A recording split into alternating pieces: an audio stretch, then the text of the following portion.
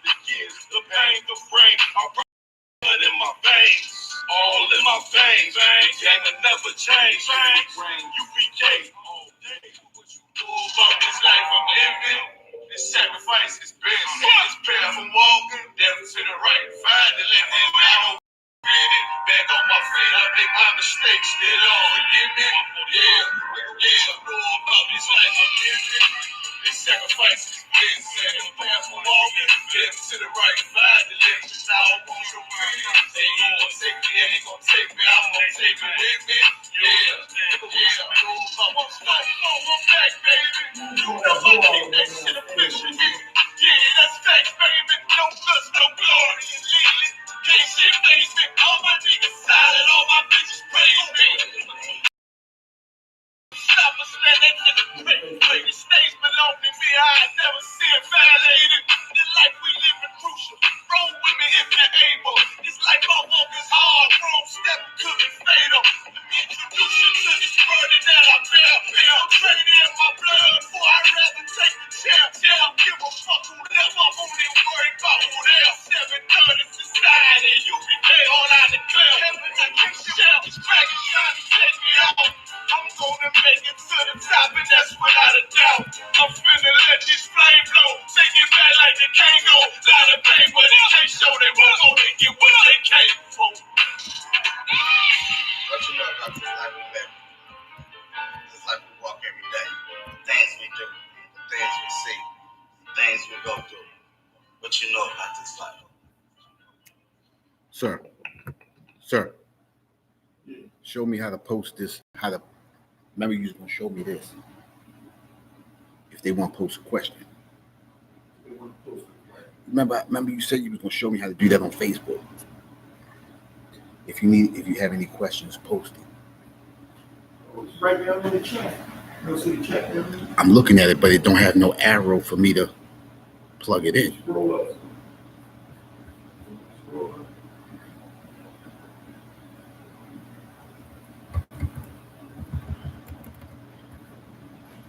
Nah, that's it.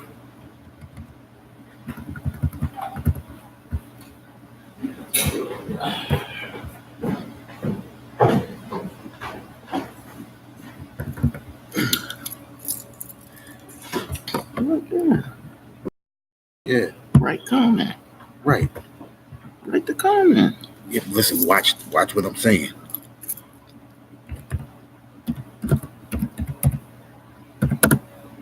Oops. And then hit enter, dude. What's it enter? Enter where? On the keyboard. On the keyboard.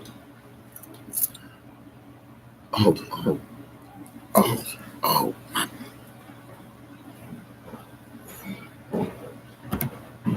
All right, what's going on?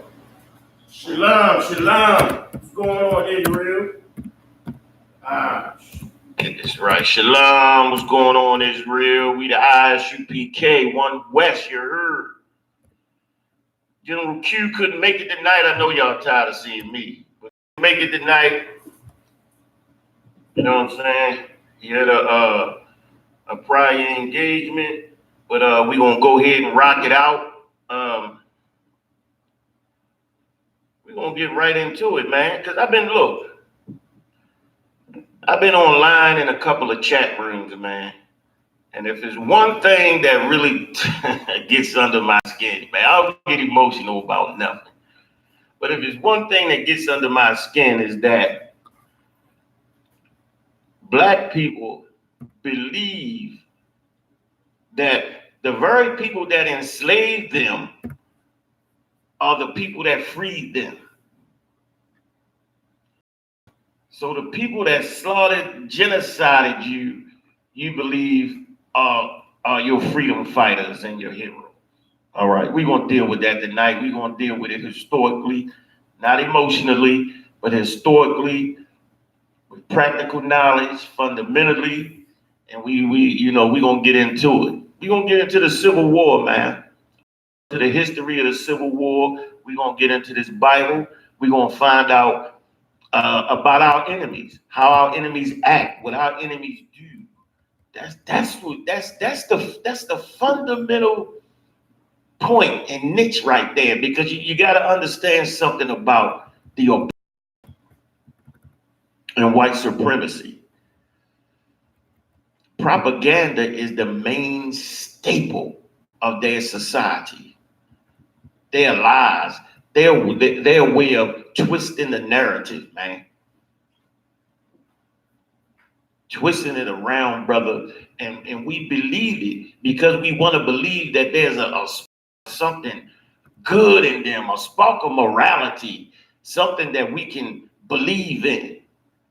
But I say to you, brother, and I tell the truth. I tell the truth. All 12 tribes, brothers and sisters, I tell you, and I stand here today and I tell you the truth, I do not lie. There is no good in them. As a people, there is no good in them, brother. All right. We don't get into the Civil War, man. It's just a couple things. There's some things that we know and maybe some things that we don't know. But we're going to get all the way into it, bro. We're going to get all the way into it, man. Because this is fundamentally important, man. Because we're looking at another race as being our heroes, when these are the exact people that put us in peril. They put us in peril. They don't save us from it. Oh boy. But the narratives get so twisted that we end up believing and continuing to believe in the people that don't mean us good. A nation that is toxic to us, man. A nation that's never kept its promises to us, ever. Never, in any way. The laws are written so loosely that they work in different ways for different demographics. It's written so loosely, man. We're going to get into it. We're gonna fly right into this. Now, check this out. How exactly did the great emancipator, Abe Lincoln, why was he fighting this war, this civil war that happened in the 1860s? Why was he fighting this war? Now we're gonna pick it up at the time that the Confederacy, the states that succeeded from the Union that now call themselves the Confederacy, these are states that, when it says succeeded, mean they pulled out or dropped out of the Union. All right, the Union, the country as a whole, they said, nah, we want to be separate, because I'm gonna tell you what's going on at the time: industrialization, man. All right, commerce has to change. Commerce has to change, and also there was slave revolts going on, man. I mean, I know popular opinion is that black people loved slavery. We were docile in it. We did everything Master said. We didn't really mind. No, we hated being sexually exploited. Our daughters being taken from us, being raped in front of our wives, being beaten every damn day, having no hope of freedom. The harder we worked, the harder we had to work. No chance of freedom. You're still black. How you gonna function in the world? Even if you was free, you can't own property. It's illegal to be educated. It's illegal to read.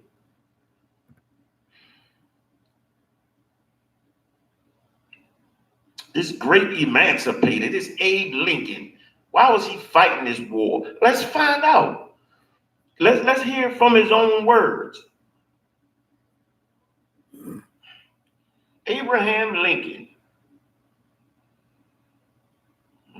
Let me get it real quick. Let's hear his own words, because this is fundamental to breaking that brainwashing, man. This is fundamental. I ain't gonna go into the whole speaking. I'm gonna go into the part we need to know. All right. This is Abraham Lincoln, and I quote: "If I could save the Union without freeing any slave, I would do it. And if I could save it by freeing all the slaves, I would do it. And if I could save it by freeing some and leaving others alone, I would also do that." Abraham Lincoln's main focus was on saving the Union. You had states that had dropped out of the Union and openly declared war. His number one constitutional mission was to save that Union. And that was white folks in general. They didn't have a conundrum of conscience. They didn't, after 200 slavery and dehumanization of black people was going on before the nation was even started. Before the Revolutionary War, which black people fought in, which our ancestors fought in, the dehumanization of and exploitation of black folks was going on before the United States even became a union, man. Before it even became a country. This was going on. So after 2 and something centuries, all of a sudden, we believe that these people had some morality, a shaking in their conscience to say, all of a sudden, we're going to humanize black people and bring them into the fold. No, brother. Commerce was changing. The North was industrializing. The South, they were so rich, we had made them emperors. Into emperors. They had 3 million slaves down there. The North had over 1 million. We had made them emperors down in the South, man. They didn't want to stop what they were doing. They had cornered the market on everything. But the world was changing, and the North was changing with it. And the North needed cheap access to labor. Cheap access to labor. But we think emancipation has something to do with a conflict of conscience with the oppressor. Give me Ecclesiastes 7 and 7.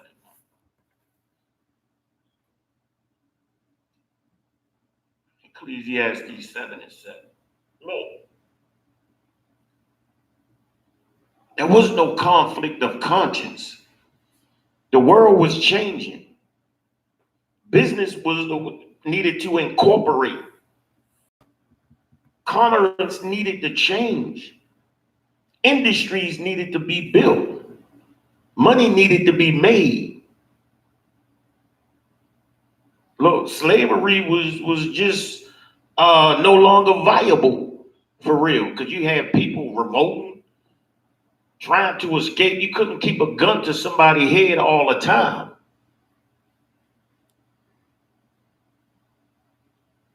All right, this man, Abraham Lincoln, main focus was on, keep this in mind, his main focus, his number one goal was saving the Union. How do we know this? The Emancipation Proclamation. You think that had something to do with freeing you? It did not. Because, of course, they changed the narrative after the fact. The Emancipation Proclamation, hold on, let's get that. Emancipation Proclamation. See what he said about that. On January the 1st, 1863, President Abraham Lincoln signed the Emancipation Proclamation. All persons held as slaves within any states in rebellion against the United States, it declared, shall then be henceforth and forever free. Let's read that part again. All persons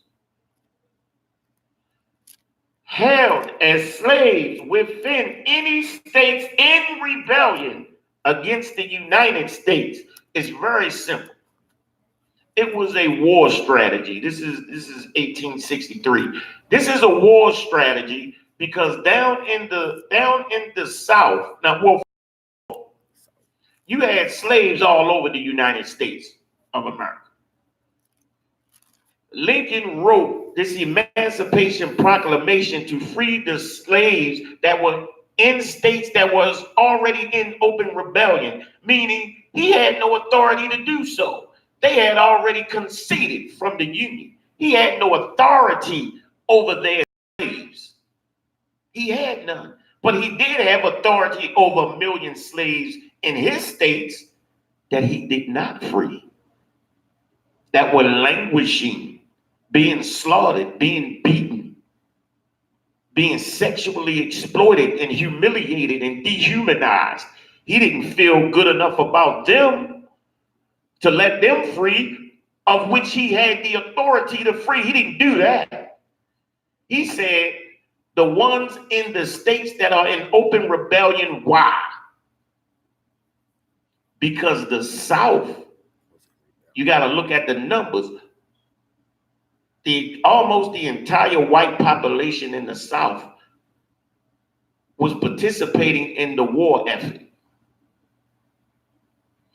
The people that were growing all the crops, doing all the work, making all the weapons, making the grenades, the bombs,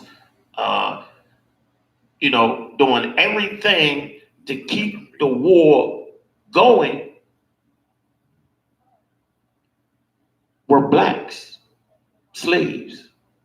So if he could touch that demographic and free them, if they could get to the North, they could be free. But there was a stipulation for that. I'm going to tell you what that was. But his strategy for war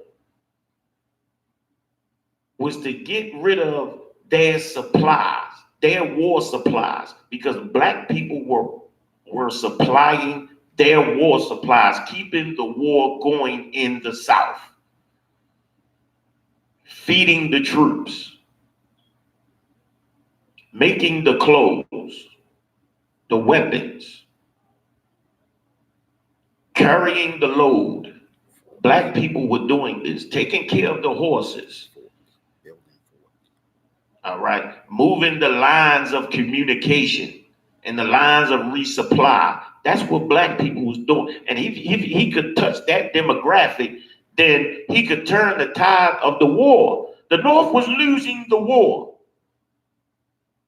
The North was losing the war. This was a war strategy. The Emancipation Proclamation was nothing more than a damn war strategy. And check this out. It worked. Now let's talk about that stipulation. Hold on, let me get it for you. Let's talk about that stipulation of him freeing those particular slaves that were in states that had already rebelled or conceded from the Union. The more than 1 million slaves in the loyal border states and in the Union occupied parts of Louisiana and Virginia were not affected by this proclamation. As I said, all the slaves that are in the states that Abraham Lincoln controlled, he didn't give a damn to free them. because he didn't give a damn about freeing anybody. He cared about the Union, keeping the Union together. It also declared that such persons, that is, African American men of suitable condition, will be received into the armed service of the United States. For the first time, black soldiers could fight for the U.S. Army. This is 1863. In 1863, black men were able to fight in the U.S. Army. It turned the tide of the war. 1863, you see the fortunes of the Union of the North turn completely around. Why? Because of the ferocity of black men fighting in that war. Those black men that had come up from those slave states in the South, they were eager to fight, ready to fight. So much so that even after the war, the fierceness of these soldiers was captured by the Native American Indians. They were called buffalo soldiers because of the way they fought. And after the Civil War, they had put them down in the Midwest in Native Indian country to go tame the West and fight against our brothers, the Native Indians. And they revered them black soldiers because of the way they fought. They revered a warrior because the Native Indians were warriors. And they saw the fight in them black men. Called them buffalo soldiers. That's why they was called buffalo soldiers, man. 1863, the tide starts to turn. Abraham Lincoln made a strategic, excellent war decision to free the slaves that were the backbone of the Southern Army. And not only to do that, to allow black people to fight in the U.S. Army, because we had something to fight for, man. Freedom. You got that, Ecclesiastes? Sir. Go ahead. Ecclesiastes 7 verse 7. Surely oppression maketh a wise man mad. Surely oppression maketh a wise man mad. Look, they might have took the chains off. You understand? They might have took the neck brace off and the ankle braces off and the handcuffs off. But guess what? They didn't get rid of the oppression, the exploitation, and the terrorism.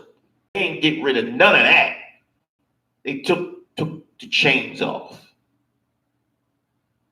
That oppression maketh a man mad. Why? Because he's wise.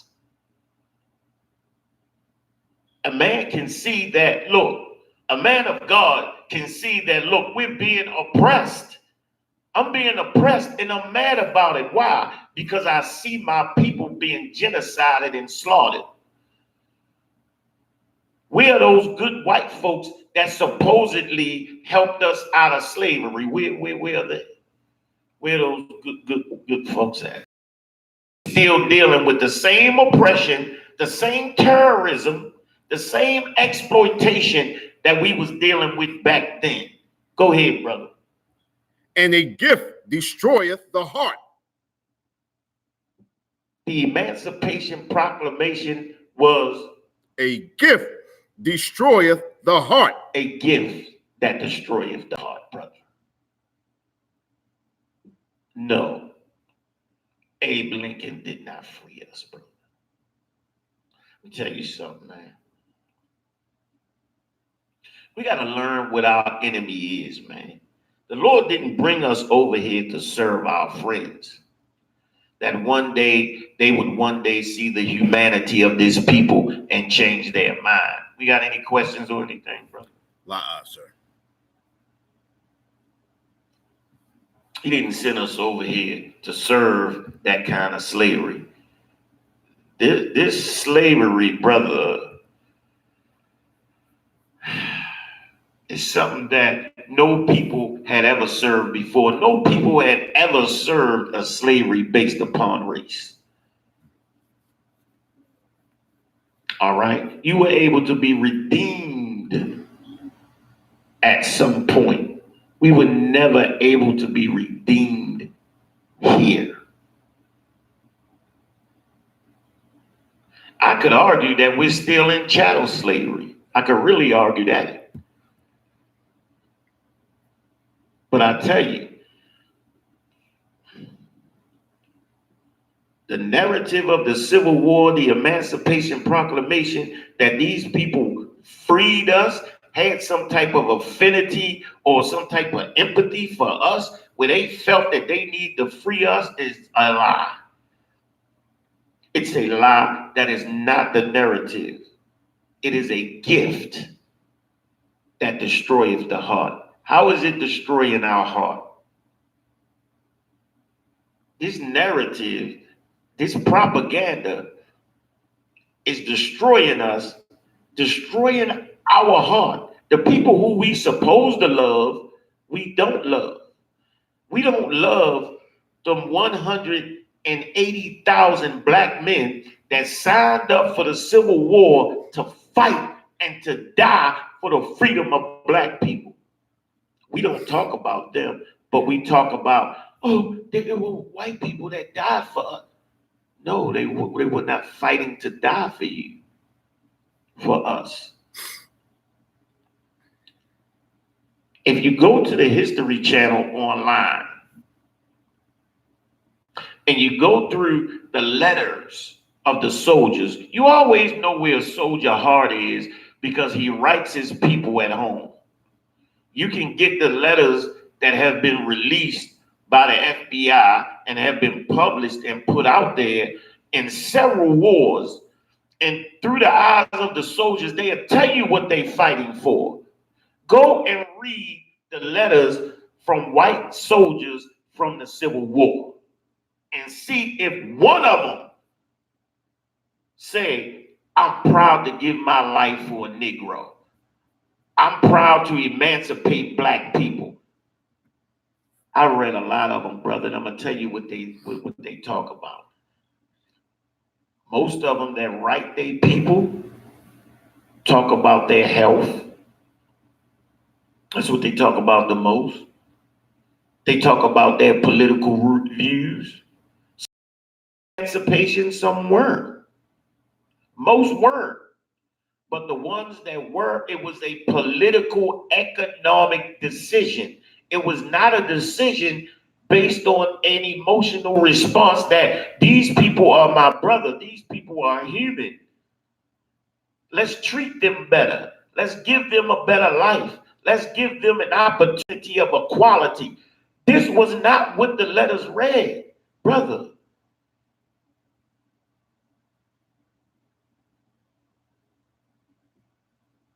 It was always the cold hard fact that business is changing. It's a good idea for the country to emancipate because we can exploit and use these people as a permanent second class. But I tell you who letters that I did read that was heartfelt, them black soldiers. Them black soldiers from the Civil War that talked about how they had been tortured, absolutely tortured by their white slavers. And they wanted to fight. They wanted to make sure that none of their people ever had to deal with that again. When they picked up that musket and them 3 bullets in their pocket, they wasn't putting it down until every black man was free. That's who we should be thinking. I'm not thinking about any white person going out there and fighting for me to be free because it's nonsense. They were fighting for their union, for their country, for their supremacy. He never even fought for me to have a right to be a human being. Salakia, sir. Got one question. Go ahead, brother. La Bawana Aparium asks, is there any scriptures that speak about us picking cotton? And can you break down how our enemies are going to be in slavery? Oh, absolutely. Hope I said her name right. I know that there's Aparium, you said her name was? Aparium. There are scriptures that talk about our hard slavery and our hard bondage. In Egypt, they wouldn't even give us the straw. Pharaoh wouldn't even give us the straw anymore. Like we literally had to go out and scrape the dirt to find the straw to make the brick. And we could not be one brick short. They made us to goddamn work an incredibly hard bondage. And this is why the Lord always goes back to Egypt, because this is the hard slavery that he brought his hand down and saved us from. He kept his word. Exodus 5 and 18. Exodus 5 and 18. Exodus 5 and 18. About the straw. Okay, go ahead. Exodus chapter 5, verse 18. Go therefore now and work, for there shall no straw be given you. Hey, look, and this right here, man, is indicative of the way they're treating us, man. Don't give us the resources, but tell us we need to perform. You need to strap up your boots, go out there, and you need to do this. Look, we don't have the resources to build, but you tell us to build. And because we don't have the resources, you say we lazy, inadequate, unable to perform. But this is the heartless way that these people have treated us. In Egypt and here, to not even give us the resources to do what we need to do for you for free. Go ahead, brother. Yet shall ye deliver the tale of bricks. You're going to deliver the bricks anyway. All of them. Just like you did before, but I'm not supplying you no straw. I'm not going to supply you the resources to do nothing. Make a way. This is the cruelty of both Egypt and America, because this is why the Bible calls America spiritually Egypt, because of the heartless barbarism and enslavement that went on. Go ahead. Verse 19. And the officers of the children of Israel did see that they were in evil case. An evil, oh, brother. That's such a beautiful scripture, because that's what we're in, an evil case. This is evil, man. It's evil for us to believe that the people who genocide us, slaughter us, exploit us to the maximum are the heroes that saved us. How you gonna be the people that benefit off the exploitation of our deaths and be the heroes that saved us? This is the conundrum we dealing with our people, man. We in an evil case, brother. This is a disgusting evil case. What was the second part of her question? Can you break down how our enemies are going to be enslaved? Oh, damn right. Damn right. I'm going to break that down for you. How they're going to be enslaved. Damn right. I think I got that. Give me he who killed with the sword.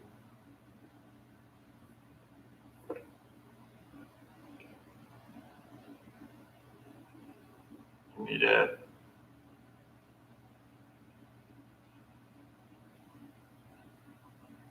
It's very, very simple.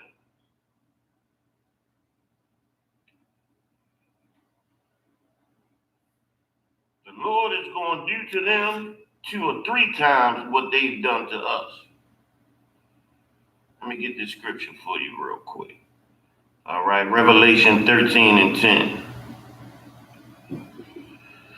Revelation 13 and 10. This is exactly what's going to happen to this people that have so callously slaughtered us in such an egregious way with no empathy.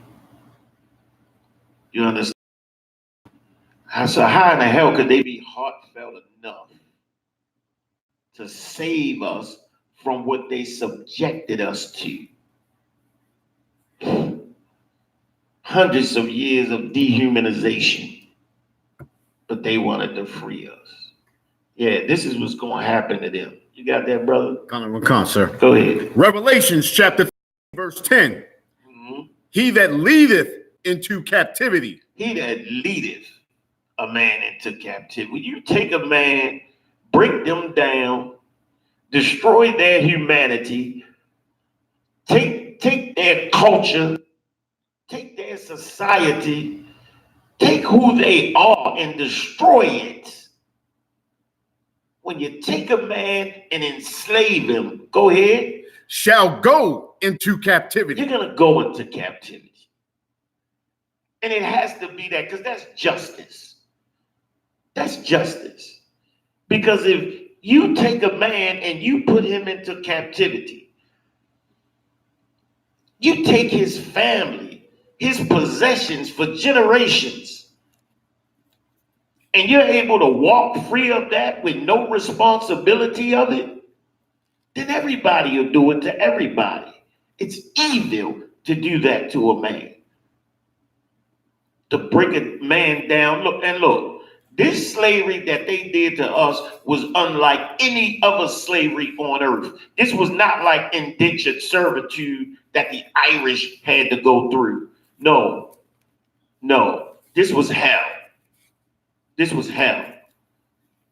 This was psychological. This was physical, mental, spiritual, cultural. They destroyed us in ways that a man shouldn't be allowed to destroy another man. If there was any righteous nation on earth, they would have came to our aid long ago. But there is no righteousness. The earth was given unto the hand of the wicked, as the Bible says. Read on, brother. He that killeth with the sword. He that kills with the sword. The sword is the gun today. Those police officers that terrorize unarmed black men in the street, they're killing with the sword. Unjustly, unempathetically. That officer that killed Tamir Wright's a child, man. Just jumped out the car and just murdered him, man. Kill us every day. Every hour and 15 minutes, I believe. Every hour and 15 minutes. Look, I'm reading the statistics that was released by the federal government, man, and they terrorize us so much that every 1.3 seconds, a warrant is run for a black man. Every 1.3 seconds in America.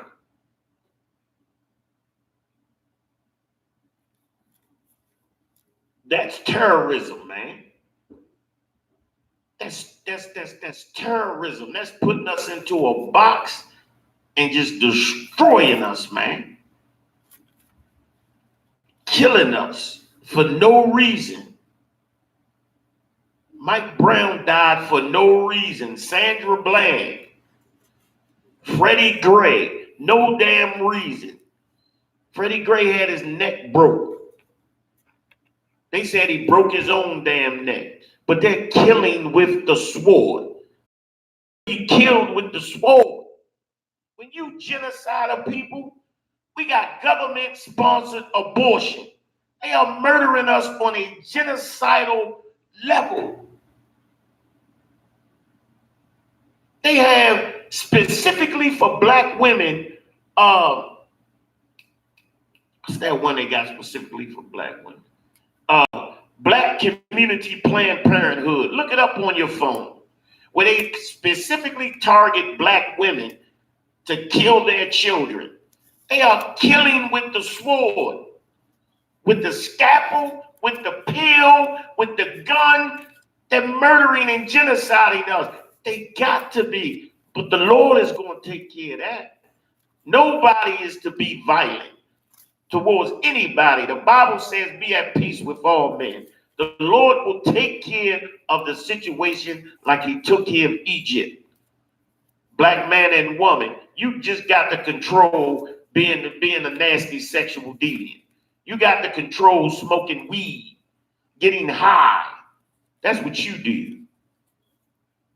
But this is what's going to happen to them, Paria. This is what's going to happen to them. You got some more? Must be killed with the sword. It said must be killed with the sword. There must be justice. You can't have a new world without giving justice to the old. You can't. How are we ever going to regain our humanity if we don't get justice?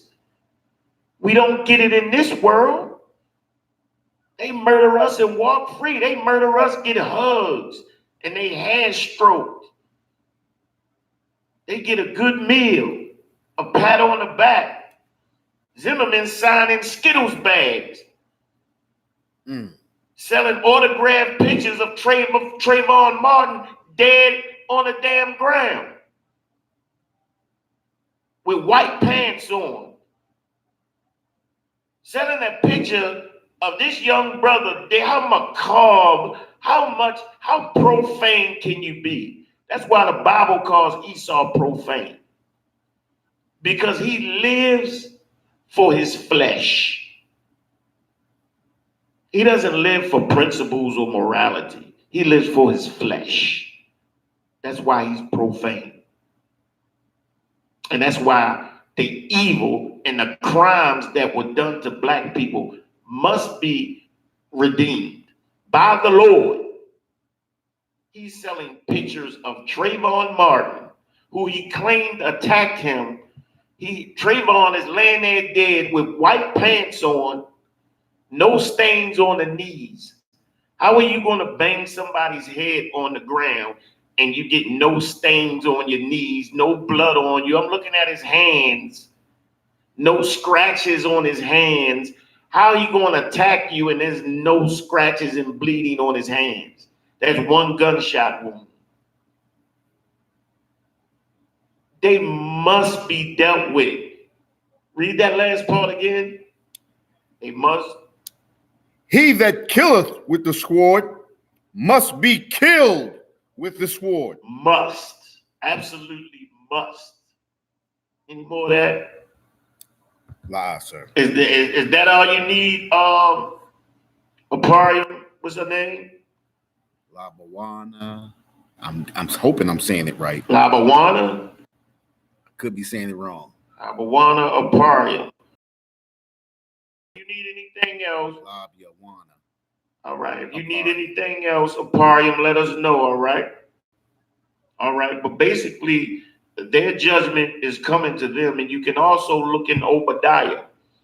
Obadiah tell you everything about what's going to happen to this nation. Read that in Obadiah from start to finish. It'll tell you about Edom. It's a page and a half. All right.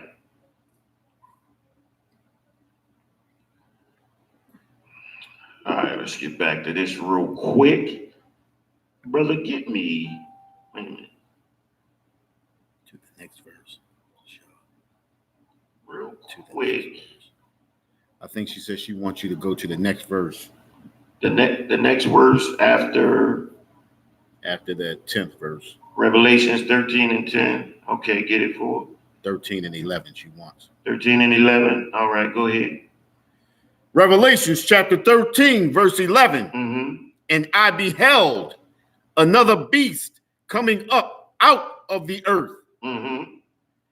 And he had two horns like a lamb, and he spake as a dragon. All right. All right. This is talking about a nation. These are parables and metaphors and revelations. All right. And whenever you see it talking about the dragon, it's talking about the military arm of white supremacy. All right. So these are visions. And in these visions, he's speaking in metaphors and giving names to specific things. There is something with the two horns, but I got to get a breakdown on that. I'll get back to you on that. I can't off the top remember that, and I don't have my precept book with me, but I'm going to get back to you on that. Is it anything more on that one? La, sir. All right. I will get back to you on the two horns.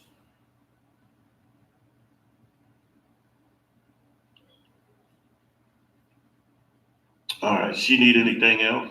La, sir. She goes, yeah.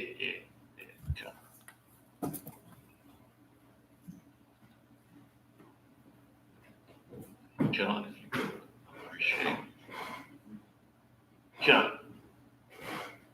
John, I appreciate it. All right. We're going to get these scriptures on our enemies as soon as the brother get back.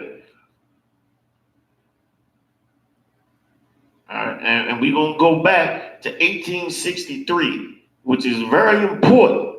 This is extremely important because in 1863, Abraham Lincoln gave blacks the ability to fight in the U.S. Army, form regiments, and to fight those regiments and forward line. And understand something, we fought in every war for these people in America, every war.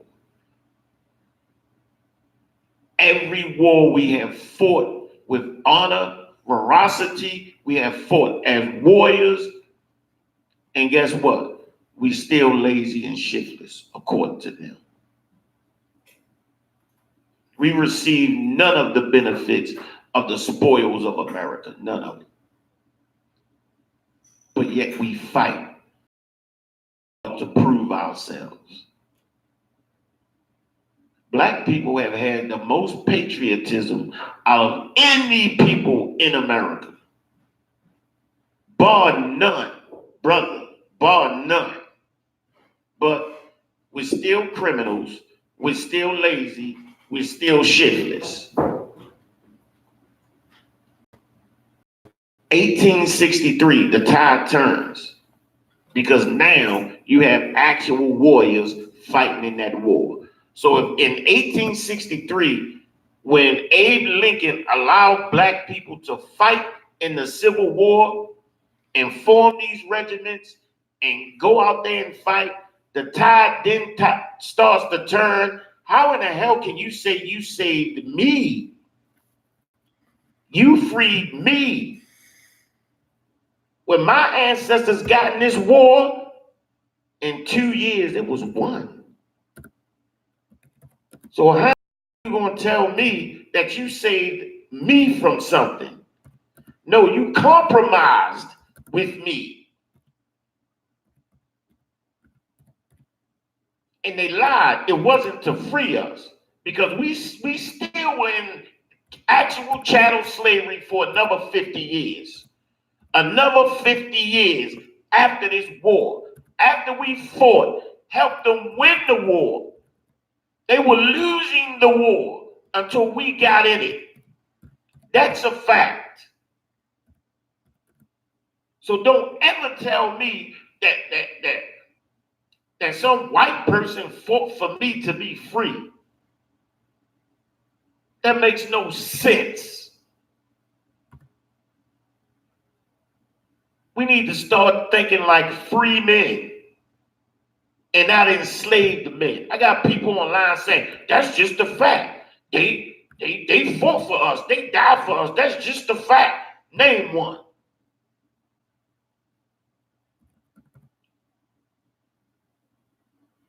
Good night. It's frozen. Completely. Oh, I just poured it in. It was liquid just now. It's too cold. Yeah, it was. A little sweat, brother. I work with it. The water. I work with it, brother. No sweat. No sweat at all. Just get it in, man. Oh yeah, hold on, y'all. Give me a second here. God dang it. I had oh, okay. All right, so we went over the Emancipation Proclamation. I'll tell you about my people, man. Tell you about my people real quick. Even and look, and I'm gonna show you something else. That they had no respect whatsoever for black people, man. Because when we was in their army,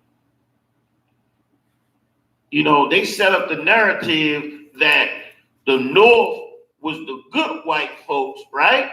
And the South was the bad white folks. But good old Abe, the great emancipator, wouldn't emancipate the people under his own jurisdiction. He only did it, emancipated the people in the South for his war effort. To win the war and to bring the Union back into focus, which was his main focus. All right, now, when black soldiers escaped, most of them escaped on their own, got to the North, and of course, fought to free their brothers, fought to free their families. Can you imagine the fear and the uncertainty? And the look, you got black men that didn't escape from down south and they family still in slavery down there. They children. Ain't no telling what that master is doing to their children now that they've escaped. Rape, brutalized, anything. But he did it to come up and fight for the freedom of his children. And you disrespect them by saying white folks freed you?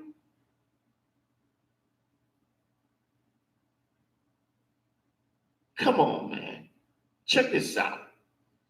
Check this out. The North, the good white folk. Let me tell you what they did.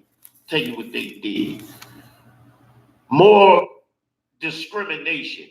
If they believed in our humanity so much and loved us so much, why they didn't want to pay us as much as the white soldiers? Why was there a problem with payment? If black soldiers came in 1863 and turned the tide of the war, why pay them less? Black Union soldiers refused their salaries for 18 months to protest being paid lower wages than white soldiers. When black soldiers began signing up with the Union Army in early 1863, they were paid $10 a month.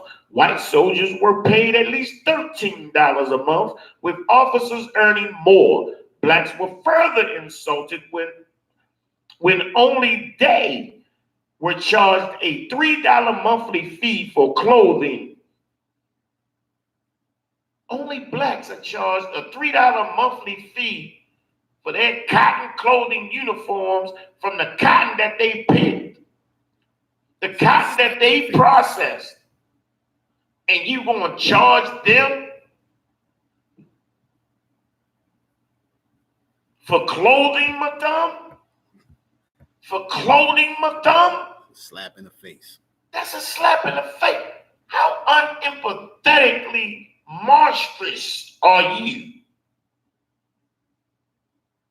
The people that produce the cotton and the clothes, you gonna make them pay for it? You see how sick it is to give these people the credit.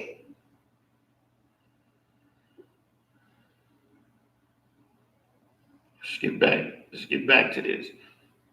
It's a lot, yes, sir. Go ahead. That's just like us paying a water bill a day. Water's free, right? Water free. Charge us a water bill. You know what I mean? Water comes out of the heavens for free.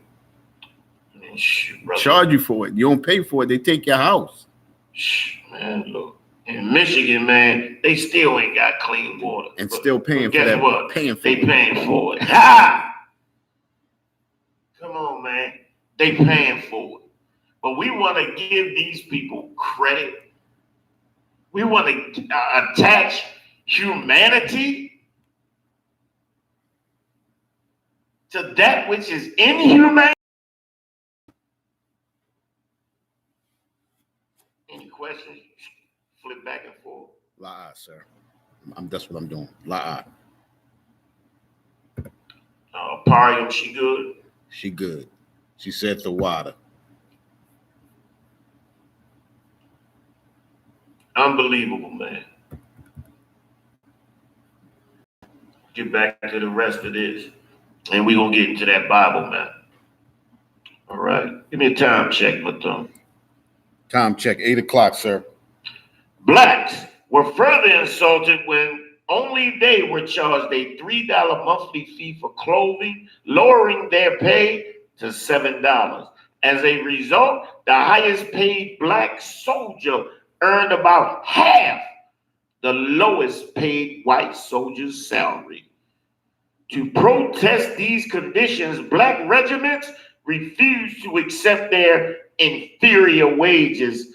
Finally, pressure from the abolitionist congressman, coupled with the courage of black soldiers, had shown in combat.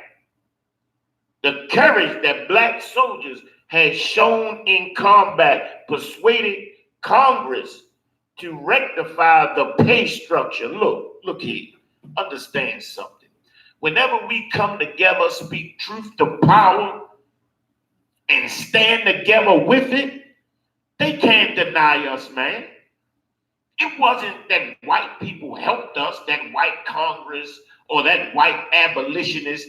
It wasn't that they helped us. They didn't have a choice. We were the ones winning the war, damn it. We were winning the war.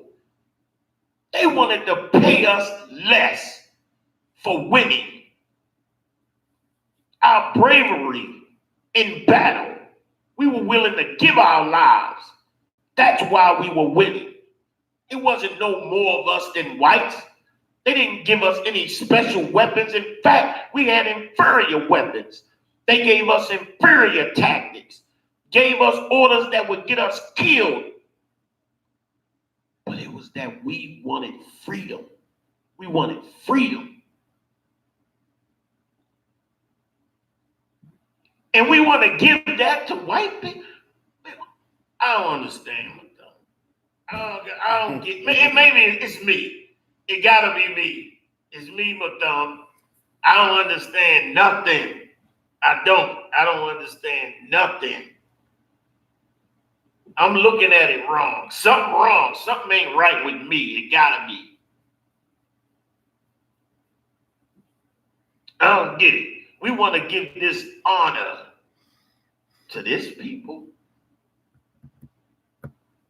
This people who sexually abused our children, took our children, our little daughters, and raped them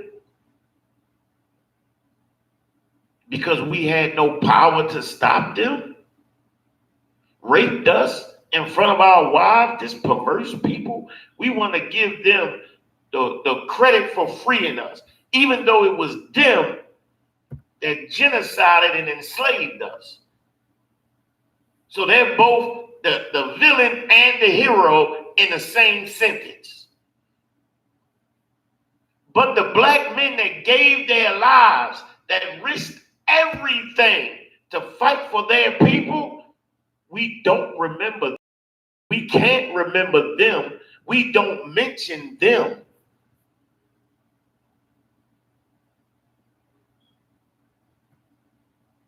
Come on, man. Come on, man. It's something I'm not getting, or it's something y'all not getting. In two years, that war was one brother. They had so much empathy for us, Mathum, that they wanted to fight and die for our freedom, but wouldn't pay us the same. Wouldn't do that, Mathum.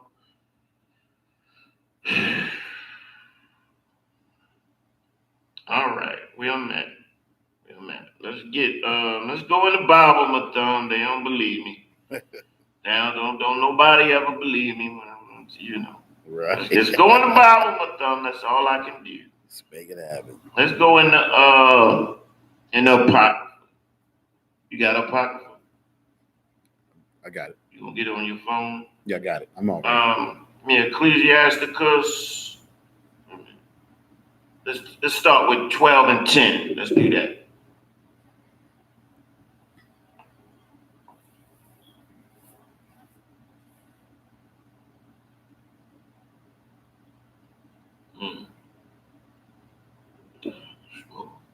Ecclesiasticus 12 and 10. Let's get it there. Ecclesiasticus chapter 12, verse 10. You. Never trust thine enemy. Sometimes. Never trust thine enemy. In the meantime. Never trust thine enemy. It says never trust thine enemy. It don't say that over time our enemy is going to free us from slavery and we should trust him. Read it again. Never trust thine enemy. It says never trust thine enemy, which means this, man. Never trust his narrative on anything that he puts out about history. We know that they change and they corrupt and they twist history. Go and look at it for yourself. Look at the timelines. And you'll see that it doesn't match up with the narrative that they put out there. That white folks changed their mind and got some humanity and wanted to fight for black people.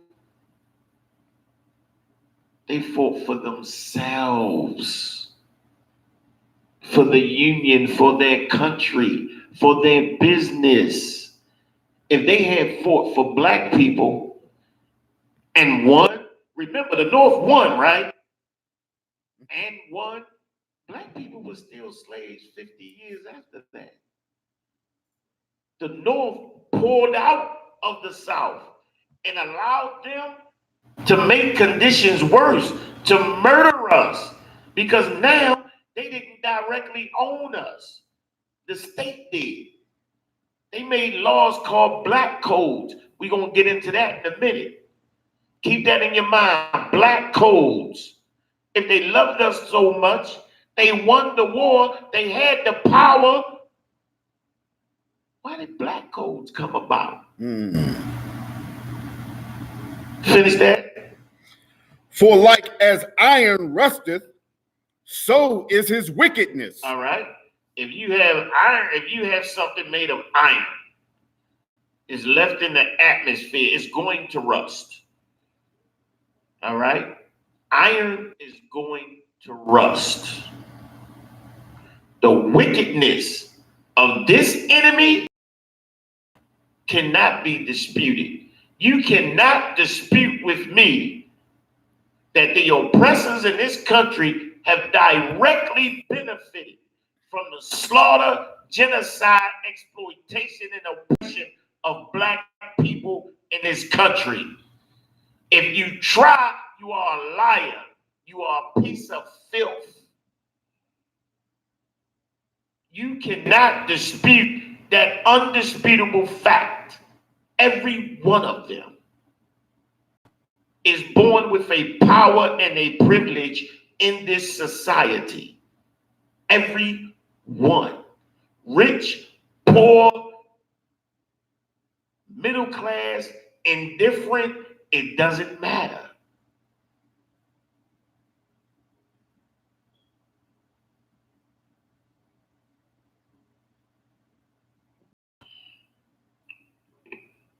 All right. Hold on. All right. Go down to verse 16. Ecclesiasticus, chapter 10, verse 16. An enemy speaketh sweetly with his lips. An enemy speaketh sweetly with his lips. You know we saved you guys. Yeah, we put you in slavery, but that was the bad ones. But we had morality. We had a breaking in conscience. We had to listen to our conscience. And we freed you guys. We fought to the death to free you guys. Read it again. Ecclesiasticus, chapter 10, verse 16. An enemy speaketh sweetly with his lips. Speaketh sweetly with his lips. And that's what we like. You know why black people choose the Democratic Party? The Democratic Party is fundamentally racist. But you know why black people pick the Democratic Party? It's because they speak sweetly. All right? They're not abrasive like Donald Trump. You know, Haiti and their old countries. They're not like him. They're sweet with it, slick with it. You know, the Clinton will come out smoking his little weed. He got his little jazz sax. Got his glasses on. He telling you, I can relate. I can relate to you. We got to do this together. We don't even care about the laws he passed, the policies and legislations he put together. We listen to that smooth word because we have an emotional response to it. Well, Clinton is the reason why your daddy was in prison for so long. Your daddy stole that leather jacket to get you a Christmas present. He was gone for 25 years. Why?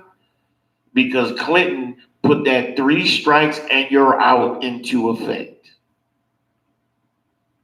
He put mandatory minimums into effect. And he made for damn sure that he would split up and break up the black family. He knew that there was so much dope being poured in black communities and so much marketing towards black people being criminals. And you got to understand something. We were criminalized in this country, man. We had FBI files that were declassified. We know this. We know that Nixon told them to put the camera on black people when they have the handcuffs on them, to make sure he's filmed with the handcuffs on them. So white America could get into their minds that black people are always guilty.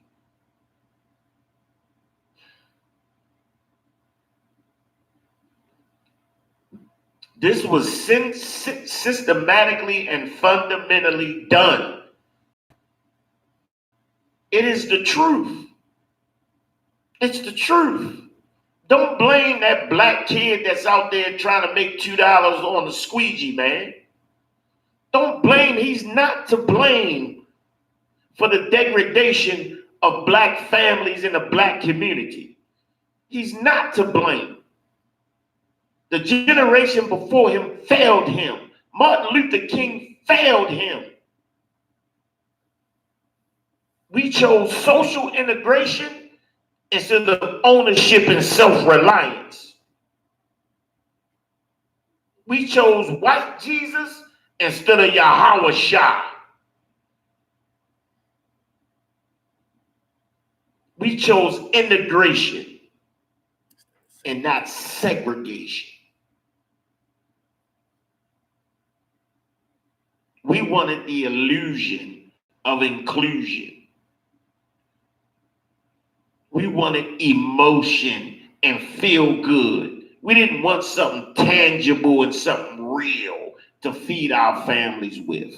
We wanted a dream.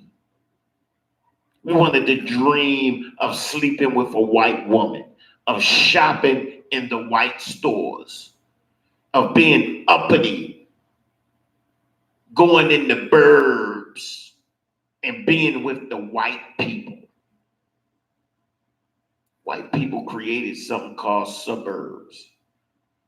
Took all of the businesses, all the resources and opportunity and took it and left and took it with them out there and then shoved dope back in the city so black people die. And we so confused and mixed up, we wanted to make any kind of dollar so we could get out to the suburbs to be with them. And now they running back from the suburbs to come into the city to get away from you. And we ain't figured out yet that they don't want a goddamn thing to do with us. They just want to exploit us. Because after slavery, now they have a permanent second-class citizen that can be exploited by any means. They don't have to give a damn about our humanity. We can be exploited in any way. Why? Because the propaganda has taught all other nations to look at us as the problem. And we don't see the danger. We don't see the danger.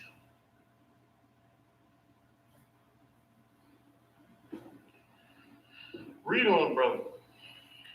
But in his heart he imagineth how to throw thee into a pit. Good night. In his heart. Look, this oppressor devises things that are so horrible and inhumane, brother. Do you know what crack does to people? Do you understand what crack does to a black woman? It opens her up to all manner of evil, brother. And what she'll do to her children and how she'll compromise her body is insane. But we have no empathy for it. We'll look at her children and say these squeegee kids are a nuisance. It was their laws and procedures and evil that created this situation, this affliction. We got to look at our affliction and look at who caused it. Not put them up to be some type of freedom fighter for our ancestors. That's insane. Good night. Go ahead. Go ahead. Read on, brother. He will weep with his eyes, but if he find opportunity, he will not be satisfied with blood. Brother, white supremacy could have just murdered all of us. Could have just murdered all of us. He's not satisfied with just that. He got to suck every resource and opportunity out of us. He is the great gatherer. He takes it all, brother. They keep our numbers low by governmental sponsored abortions, which is the biggest, largest killer of black children. He keep it low, but he needs a workforce and a low-level laborer. He needs that to continuously and constantly grow and maintain his empire. There are counties that exist solely because black men are arrested. Their main staple of income coming in is black men being arrested. You can look at places like Hagerstown, where all the men from Baltimore go to serve their time. They make Hagerstown billions of dollars. White folks, they invest in privatized prisons. They have families that have those governmental, good paying, good benefit jobs for generation after generation. They are COs and captains and at different levels in that prison, psychologists and doctors. They got everything they need right there. They got open space, good air, good property. The property value is insane. They also have slaves picking their annual fresh food, taking care of their lambs, their cows, their bulls, their sheep, providing them with fresh food, manufacturing clothes. They're making all the clothes for the police departments, the COs, and the army.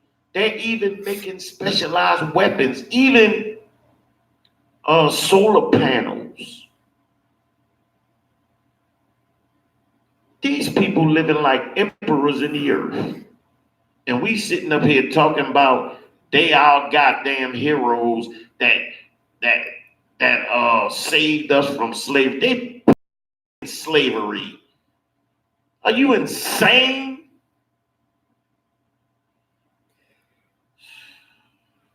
Anything online? Any questions? Anything? And also, if y'all need to learn something specific, some specific breakdowns in the Bible or something like that, let me know and I'll break it down. You know what I'm saying? Specifically for you. All right? All right, go ahead and read, brother.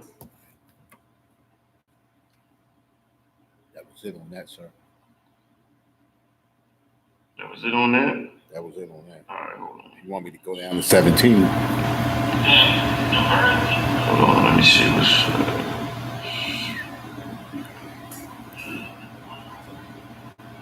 Oh, Ladiwana Apari. Okay. That's Captain LeBun read. Captain LeBun read, yeah. Okay, that's what's up. Did you have to start it over at one point? Oh, okay, that was another day, my bad. All right. Let's get back to the scriptures, man. All right, that was what, 16? It was 16. I was sloppy. Give me 17. Ecclesiasticus chapter 10, verse 17. If adversity come upon thee, thou shalt find him there first. Go ahead. And though he pretend to help thee, go ahead. Yet shall he undermine thee. Yet he pretends to help thee. This is what we don't understand. The narrative of the Civil War and them fighting and giving their lives for the freedom and emancipation of black people was a narrative that came after the fact, brother. This was something that came after the fact. And guess what? He undermined us the entire time. We already went over when he paid us less. But even more than that, they lied to us and told us that we were free, emancipated. After we believed them, that 180,000 black men with them guns put them guns down. And guess what? They pulled the soldiers out of the South, and the South started murdering us, man. They started murdering us and wrecking them. They would put us in swamps, have us chopping down trees for lumber companies. They started enacting vagrancy laws. Like if you just walk in tandem with a train, meaning walking in the same direction that a train is going, that locked you up for 10 years. If you took a post off of a fence, they locked you up for 10 years. Every time that it was harvest time, they would go out and harvest black men, lock them up for vagrancy. If you didn't have a contract with a white employer, you were subject to be imprisoned and put into slavery. This went on for 50 years. So where's all the good white folks that emancipated? Slavery is still going on.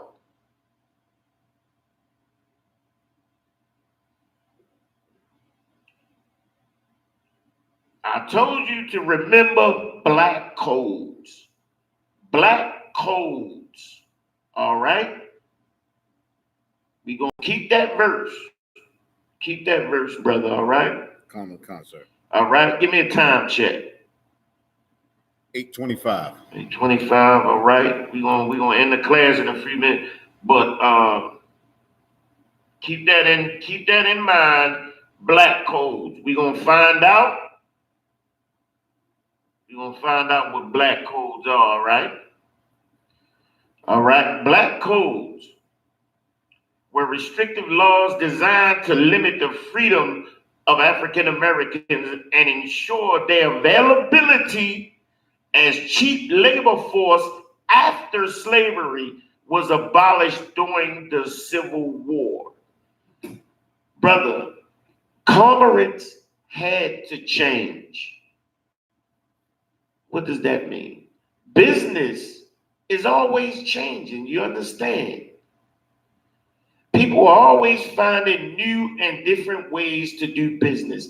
That's what was happening at this time, except this was the beginning of an age called the industrial age. There were big factories opening up in the North. Big slaughterhouses, meat factories that were opening up, man. Feeding more people than ever before.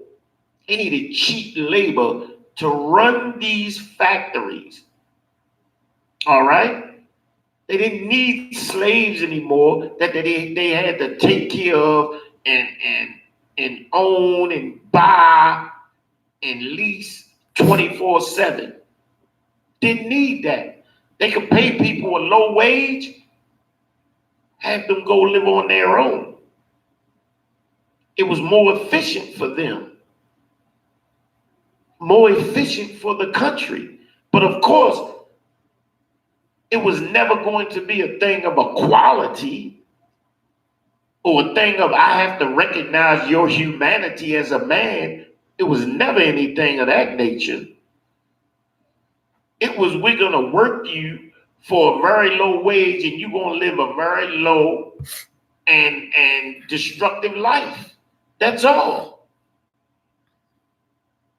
The point of the matter is that black people were brought to this country to be a commodity, to be exploited by white America so that they would be able to live better lives. Brother, I swear to you, I tell you to this day that narrative has not changed. I prove it to you. I prove it to you. Black folks are trick, man. You gotta prove every goddamn thing. I'll prove it to you. Goddamn right. Give me a second. All right. All right, let's get the rest of that scripture.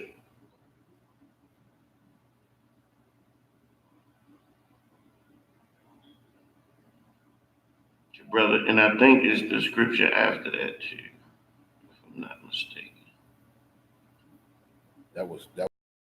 You want me to go to 18? Yeah. Ecclesiasticus chapter 10, verse 18.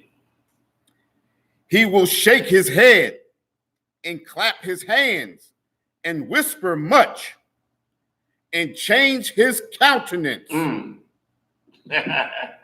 Now we still talking about our enemy. He'll clap his hands, clap you on, congratulate you. Congratulations, you're out of slavery. You're emancipated. You are emancipated. No, you can't own land. No, you can't come in these neighborhoods. No, I got these codes and these laws that says you can't do this. But congratulations on your freedom. You're still going to be oppressed. I'm going to exploit you for every dollar that I can squeeze out of your black blood and your black bone. I'm going to do that. Understand it. I'm going to exploit, oppress, and I must terrorize you. I'm going to terrorize you in your neighborhoods because you cannot live a stress-free life. Black people could never live a stress-free life. They spiderweb all the damn red light and speed traps all around our neighborhoods. We pay more taxes per capita than any other ethnic group. But yet we get less resources than any other ethnic group. No benefits. And they do it by geographical location, as not to say because you're black. Knowing that the neighborhoods are just as segregated as they've always been. Gentrifying neighborhoods. We don't even have Harlem anymore. Harlem, which was the center of art and culture for black people. That's like taking away Jewish memorials from white Jewish people. That's like taking away the Holocaust memorials. But you never hear anything about it. They take away all our businesses. Take everything. They took rap. They took jazz. BET don't belong to black folks. White Jewish people create the agenda. Because of white Jewish people, our women twerk on poles. The best part of BET entertainment is black women twerking with oversized, engorged butts. Twerking.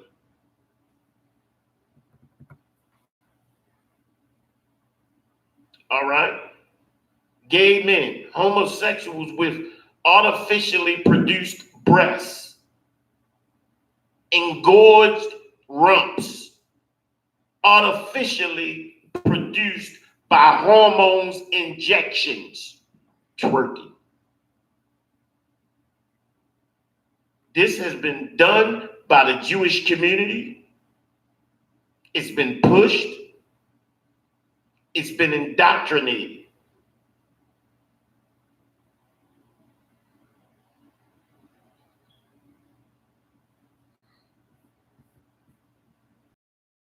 The agenda created by these people is not our culture.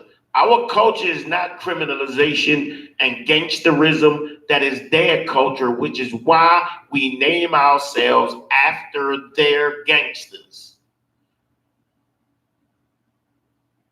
After their famous murders. The St. Valentine's Day Massacre. That is their honor. They honor themselves by massacring themselves. Black people, we had nothing to do with that. That is not our culture. That's not our society. We should never lay hand on one another or anybody else. But violence and rape, this is a rape culture. Captain Mashak said this is a rape culture. The stripping and taking everything from everybody else.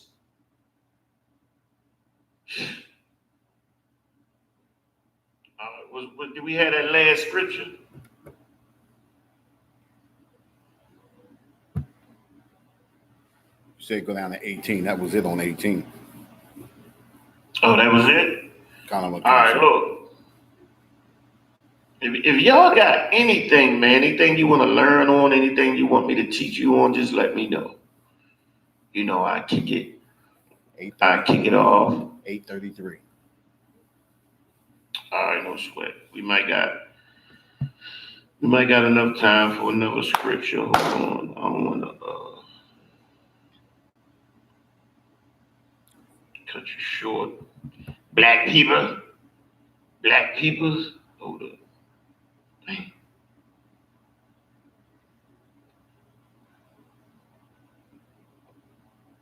Trying to get my notes, man. It's a blessing, man. Kaposh, Captain Kaposh, and that precept book he got out, man, is amazing. It's amazing, brother. I take my hat off. I salute the brother. You know what I'm saying? It keeps everything where I need it at. I can get to it. Oh, I'll be searching for days. I'm trying to tell you. But hold on, let me see. All right. Give me we already went into Ecclesiasticus, right? Common concept. Give me Amos 9:4. We gotta learn about our enemies and how they think. We didn't come here to be friends. We're serving a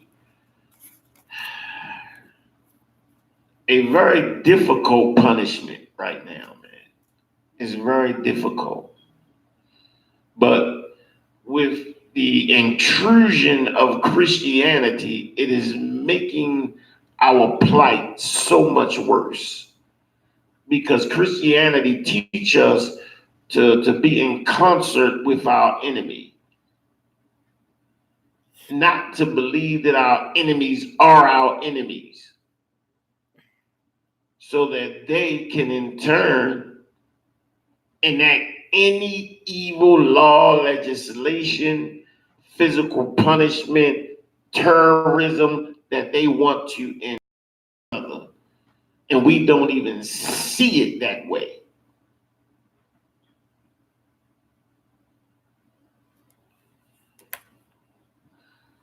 Oh, and again, you got that scripture? Common concept. So let's get that, and then I'm gonna speak on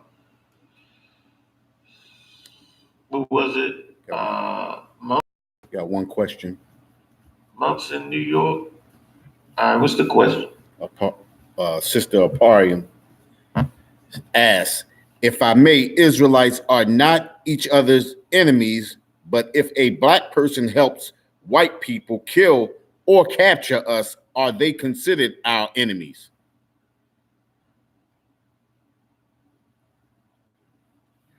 Okay, read that again. She's asking, Israelites are not each other's enemies. Correct. But if a black person helps a white person to kill or capture us, is that black person our enemy?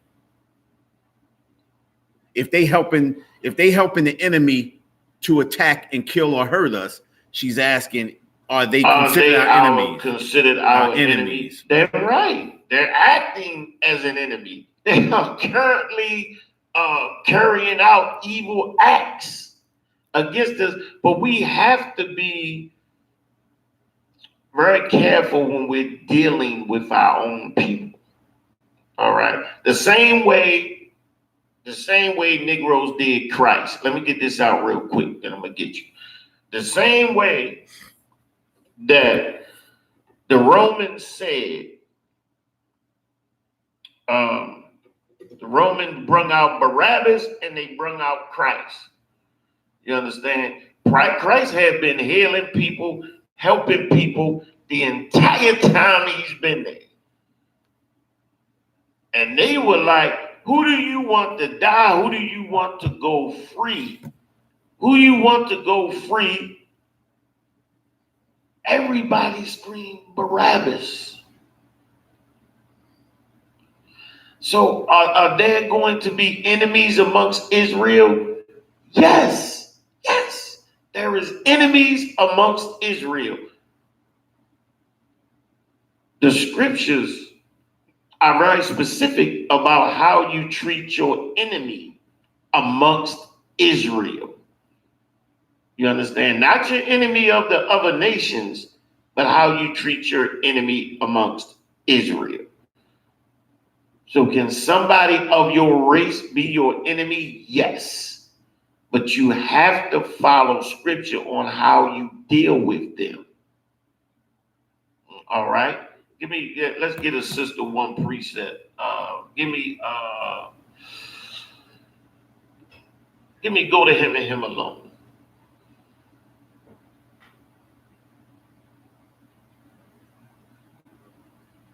Give me that. Let me see. Just to show you that there is a difference between the way you treat your enemy amongst other nations and the way you treat your enemy in Israel.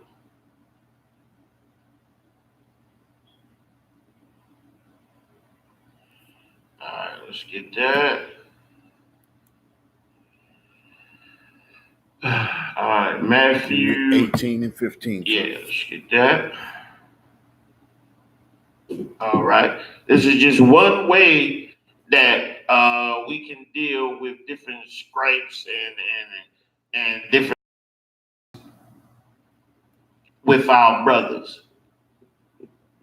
Because one thing about black people, man, and when I say black people, I'm talking about Hispanics and Native Indians. We never really show compassion for one another. And if we're not showing compassion and concern for one another, we don't want to hear from one another. You got that scripture? Go ahead, brother. Matthew chapter 18, verse 15.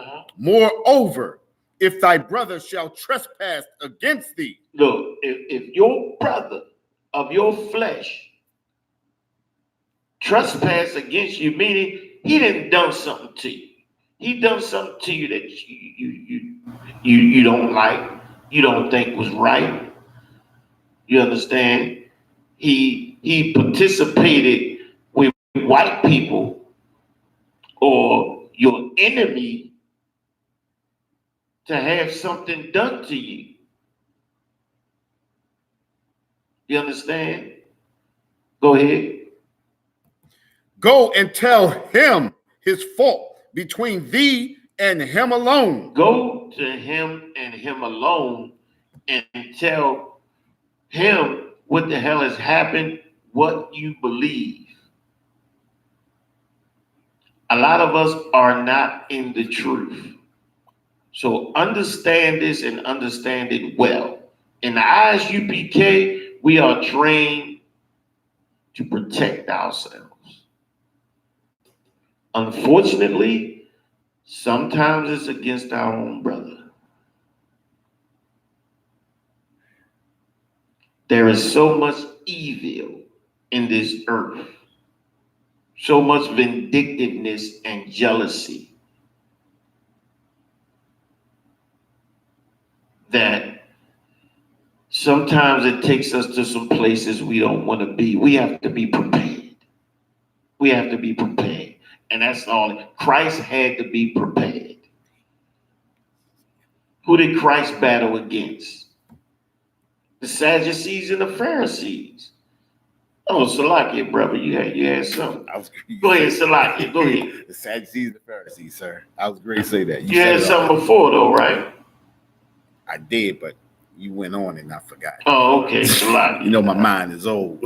Oh, okay, I apologize. You know, my mind old too. I go on and keep on and on and on. But look, the gist of it, did we finish that scripture? Oh, I know what I was gonna say, sir. All right. The scripture that you was on before about the they say one thing but do something else. I was gonna say Psalm 55 and 21. His words were smoother than butter, but war was in his heart. Yeah, that's a good precept. Yeah, exactly. That's a precept for that. Yeah, sister, but yeah, we gotta be prepared. Very, very prepared. Because yes, and especially the slavery we in here, a lot of our brothers and sisters suffer from what we call a form of Stockholm syndrome. Now I've listened to a lot of the powerful brothers say this, like Tazayat, your husband, Laban. I've heard that, a lot of powerful brothers say this. And because of that, I've looked into it and I've studied it. And from definition, they are absolutely correct. Like we have an affinity for the people that have dealt us dirty. Generation after generation kept us in perpetual poverty. And sister, look, we have to be careful of these Negroes. That is for sure. That's why we search everybody that come in our doors. We search every goddamn body. 8:45. Go ahead. Okay, no sweat. Turn it over to you. Sister, got anything else? La, sir. All right, I'm gonna go ahead and shut the class down, man. Like I said. All right, go ahead, brother. Oh, she says, Salakia, I'm unmarried. That's not Captain LeBron's wife. Oh, that's not Captain LeBron? No. Oh, Salakia, sis. Salakia, my bad. I be thinking about the wrong person. Salakia on that. She said the water for answering all my questions. Oh, no sweat. That's what we do. Over in the UPK. You know what I'm saying? You need anything else? Just inbox me. Hit me up, sis. The water for checking in and participating with us. With that, and don't forget the Passover, man. The Passover is coming up. Get your room, because we getting it in, man. We got a stadium this year? We got a stadium. I saw them down there. That's crazy, man. I might ride in on a horse. God damn. Come and watch Palak riding on a horse. No. Look, man, it's crazy, though. It's just crazy how this truth is growing, and our people is just, it's just insane, man. With that, I'm turning the class over to Priest and Officer Madam Shakari.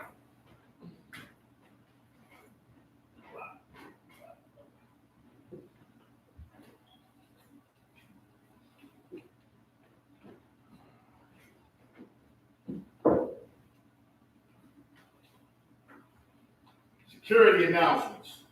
We are the ISUPK out of 1 West 125th Street, Harlem, New York, under Commander General Yohana. New rules for brothers and sisters. When a new brother or sister comes into the school, they are off limits for 6 months. They are to be saluted only. They are here to shed themselves of the world. After 6 months, if a brother or sister has an interest in a particular person, he or she must get permission from the head to speak to a brother or sister. There's another 6 months in which the brother or sister will court each other. After this 6-month period, the brother or sister will get permission from the head to marry. Tithe, which is a commandment. You can find this in Numbers 18 and 21 and Malachi 3, 8 to 10. Means tenth in the Hebrew, and it's pronounced ma'ashra. A tenth of every penny of any increase the Lord gives you to the Treasury Department or teacher. Priest fund. Free will offering for the priest, not mandatory. Whatsoever amount you would like to give. Up and coming holy convocation. We have the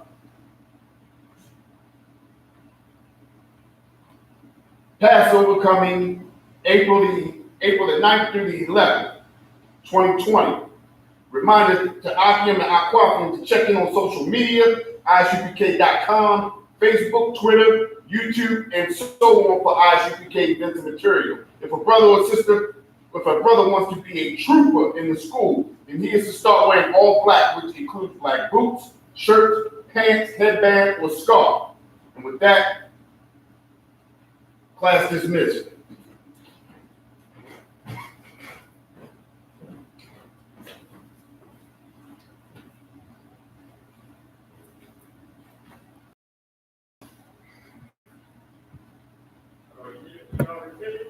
Yeah.